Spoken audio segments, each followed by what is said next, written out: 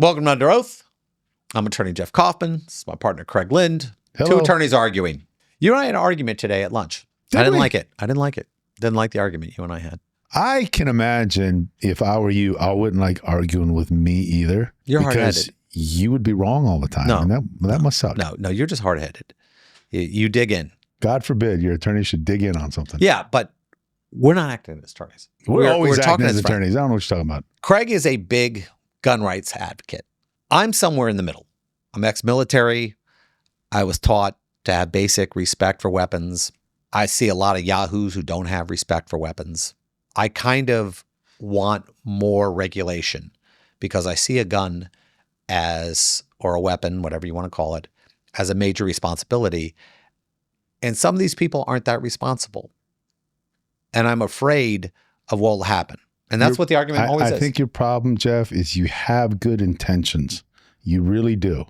You have noble and good intentions. But what ends up happening every single time is those good and noble intentions deprive law-abiding people from these weapons, and people who don't give a crap about the law, it doesn't stop them from getting them. Okay. So it's noble for you to want to make sure that everyone who has a gun has the most responsible frame of mind when they're handling and using that gun as possible. And that would be great if we live in that world, but we don't. We live in reality. And a bunch of scumbags get guns all the time. And all of these regulations, all they do is keep people like you and I from having them, owning them, carrying them. How many days do you need to get a gun? If you wanted a gun right now, Could you wait 3 days? A handgun? Could you wait 3 days? Well, I have some, so I wouldn't need one. No, but immediately. let's say you wanted your first gun. My first one. And there wasn't somebody knocking on your house right now like you were afraid of. You were going, listen, I need a gun for protection. Do you think you could wait 3 days? I have to, but I shouldn't have to. Why? Because either I'm entitled to get the gun or I'm not. 3-day period doesn't mean anything. Sure it does. If you can't check immediately. It takes a long time to get those searches to go through. But who's doing that? Who's doing the search? You're going to trust the government? That's the the same next people point. you have the guns for in the first place? Correct. Exactly. No. I'm asking the people who do a thorough check. Might have the gun used against them because they're trying to trample my rights, the government. I'm asking them, is it okay? Can I have a gun to protect myself from you? I don't need a gun. I don't like their answer. I don't like the answer that they might give. Not a fan of it. I don't think outside of an emergency situation that you need a gun immediately. And if you needed a gun immediately, it didn't have to be a handgun. You could have went to Walmart and gotten yourself a nice rifle if you needed it right now. Well, if you needed that right now, you don't need a handgun right now. Actually, that argument, that's kind of like a moving target. Yeah. Excuse the pun, but it's open carry now in Florida. So fantastic. I can carry a rifle right away. I don't necessarily have to get a handgun and have a concealed carry permit. I can just walk around with one. How many douchey people did you know in high school? I mean, just douchey people. That's not the point. The point is, here's the point. I'll always, I would rather know that whoever I'm around or dealing with or is in my vicinity, I would always rather know whether or not they have a gun. I think the concealed part should be the illegal part. You shouldn't be able to conceal it. If you're going to carry, you should have to carry it in the open so that everybody can see that you have it. In what situation would you rather not know that somebody has a gun? Somebody you're dealing with, somebody who happens to be in a restaurant with you or somebody in line at a store. Wouldn't you always rather know that that person, yes, definitely has one, or I'm not sure? You know why I would rather always know, yes, that person definitely has one. If I see somebody with a gun on who's not law enforcement, the first thing I think of is probably a bad dude. That's the stigma.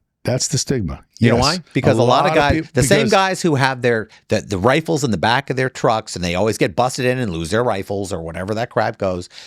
They see somebody walking with a gun. I did criminal defense too long. You become a criminal, why? On your first charge. And your first charge is, I was fighting with this guy and took the gun off him and shot him. Well, there's his first charge. So we should force people not to get guns or make it harder for law-abiding citizens to not get guns? Yes. Because criminals do? Yes.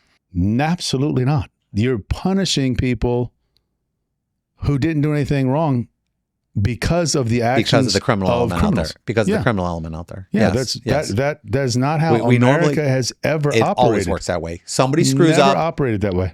Every law is named after a victim, right? Lots of them are, yeah. Yeah. You know why? Because that's the first screw up. And then we make it the law. It takes one bad actor to do something wrong, and then none of us can do it.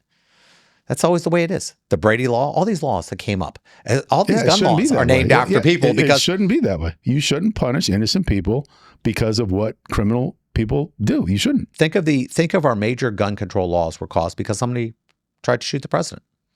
Actually did shoot the president, but shot the guy who stepped in front of him. It's the Brady Law. So yes, it takes one bad actor for us to go, hey, listen, it's better to be It safe. takes one bad actor for politicians to seize power. That's what happens. Should it happen? No. The argument is not why does it. I know why it happens, but it shouldn't happen.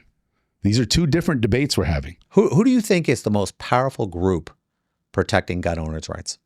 NRA. NRA. Yeah. But who do you really think the NRA is?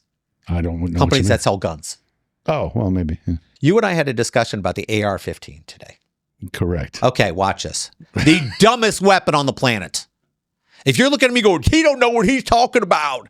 Nobody who owns an AR-15 goes, this is the most dependable, great weapon I can get. Or no, it looks like an M16, so it's auto. You guys have to go to YouTube and type in AR-15 versus 30-06.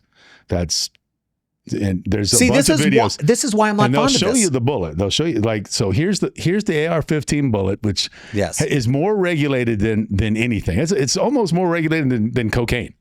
And it's a bullet. It's like just a little bit bigger than a 380, maybe a 357 type of bullet.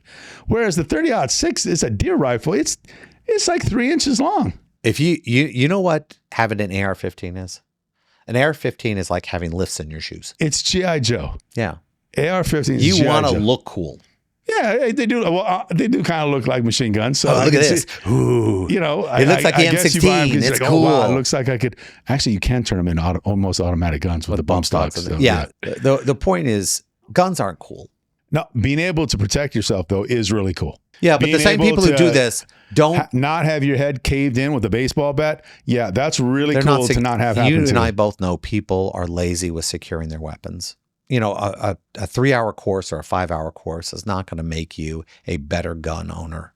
Jeff, I think you're making the argument that because a tool can be used improperly, that it justifies not a tool. Banning the tool. It's not a tool. Cars are used all the time to kill people. Car has a secondary function. Construction weapons are used all the time to kill people. I don't normally use my car to plow into a bunch of people because I want them and dead. The tool of a handgun is to defend yourself. A gun is meant to, if you pull that gun, better expect to use it. I don't get behind my car expecting to mow over a bunch of people. Yeah, you shouldn't wave it around. If you're going to pull it, it should be because you're going to use it. That's why you should pull it. I always see people who, they want to show you their gun.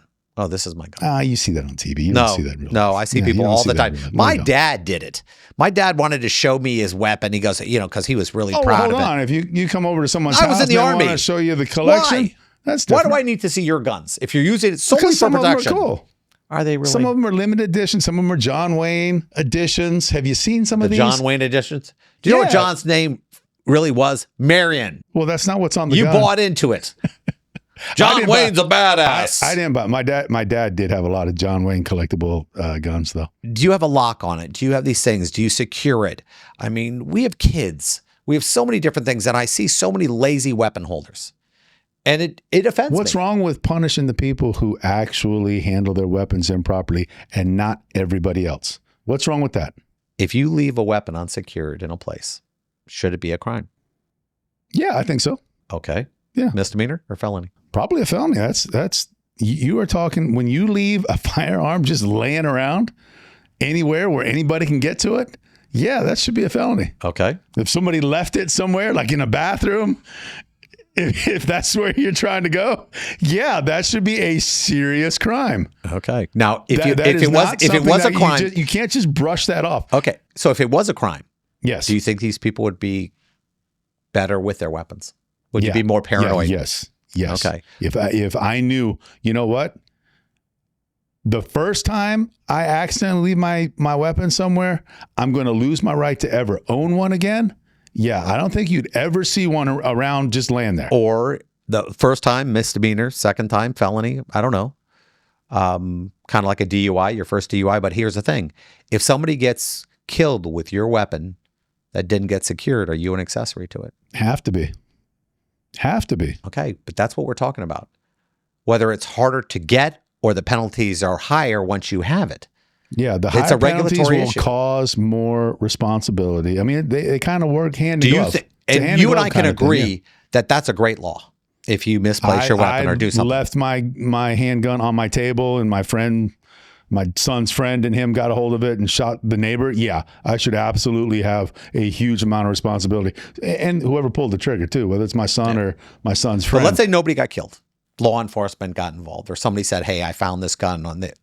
Oh, got fired, but he didn't die. He just nobody was got hurt. died, or nobody. Let's say they just found it. Well, it's different because the consequences. Okay, so it's a misdemeanor. So we'll say it's a misdemeanor or a felony. We're not quite sure yet. But here's the thing: you and I both know that law ain't getting passed. It's the most rational law we know. It's not going to get passed because we can't pass laws when we think it could limit a right of ours. We just don't do it.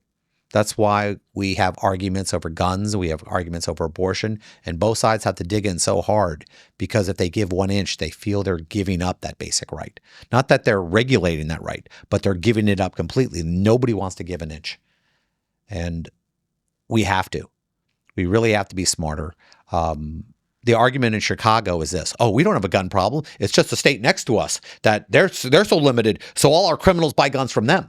That is an example of trying to live in some sort of utopian fantasy world. Like, you have to realize the world you're living in. Yeah, it's illegal to maybe sell a gun inside of Chicago city limits, but the reality is they're getting them every day and bringing them in. So when you pass laws to keep people, who are you protecting? The criminals already have the guns. They already have them. Do you know the math is that if we stop making guns now, we would have enough for everybody anyway? Everyone could get a gun now. There's enough guns that have been made that everyone could have one. And we wind up increasing the gun supply by 25% like every year. And it's not like we need more of them. But they're cute. People, they're accessories. Very few people go to the range and actually take themselves seriously. Most people, when they buy guns, they never fired it at all. They don't even go to the range. Well, I think a lot of people who buy them hoping that they never have to use them, praying that they never have to use them, but don't want to not have that option if it comes to it. Do you think you should be forced to take a course? No. And here's why. Because it would be so easy for whoever's in control to just make the course so difficult to pass that basically you end up taking people's gun rights away. You can make the exam so hard that only 1% of the people who study for it could pass it, and then say, well, hey, we gave you an opportunity. No, you can't own a gun. Or hey, what religion are you? Oh, that particular religion, that's not in favor this century. So we're gonna disallow this group of people. Do you think the responsibility of driving a car is more important than gun ownership? The problem you're going to run into with that argument and that analogy, Jeff, is you're talking about a privilege versus a constitutional right. We say it's a privilege, but try to not have a car in a state that has no public That's transport. An argument to make driving a constitutional right, not an argument to outlaw guns. I think when it comes down to it, basic understanding of how a gun is used should be a requirement. You don't even know how to fire a gun. Let's say I fire it and I have no ability to do it. I'll shoot the guy next to him. Jeff, I'm going to say something really unpopular right now. I think before you vote, you should have to have a basic understanding of the government. I think you should have a test, and you should have to identify the difference between the branches. That's Jim Crow, though, man. No, it's not. Like, just know the difference or understand and be able to, on a multiple choice, pick out which of these forms is communism, which of these is capitalism, which is socialism. Can you tell the difference? If you can't tell the difference, why are we letting you vote? Jim Crow. I don't want to be prejudiced against people who have a particular skin color. I want to be prejudiced against people who have a particular IQ or lower. And that goes for all of the races. If your IQ is a certain level and you can't pass a basic test, yeah, call it whatever law you want. Jim Craig All right, your IQ is this level. Boom, you don't get to vote. I don't know what to tell you. If I put 5 attorneys in the room and I said, do me a favor, give me the first 5 amendments to the Constitution, half of them would fail. That's true. We're all a bunch of dummies in the end, I guess.